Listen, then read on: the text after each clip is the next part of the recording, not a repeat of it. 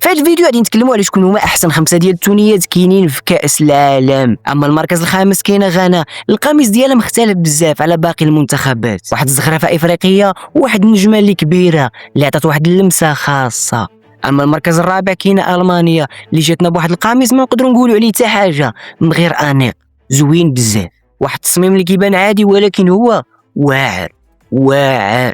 اما المركز الثالث جانا القميص ديال المنتخب المغربي اللي جانا كلاسيكي وعصري في نفس الوقت، وكيعكس الهويه المغربيه بواحد الطريقه اللي زوينه، واكثر هي داك الخضوريه اللي جايه في الجناب وجايه في الكول، رداته عالمي.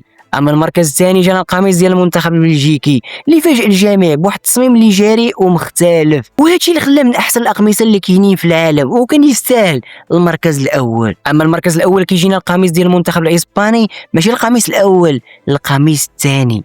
ولكن بكل صراحه القميص ديال المنتخب الاسباني الثاني عادي، كيبان لك عادي ولكن واعر، تقدر تمشي تخطب به، زوين واعر ويستاهل المركز الاول بالنسبه ليا انا. ودابا قولوا لنا في التعليق واش متفقين معايا ولا المغرب كان خصو يكون في المركز الاول ماشي الثالث.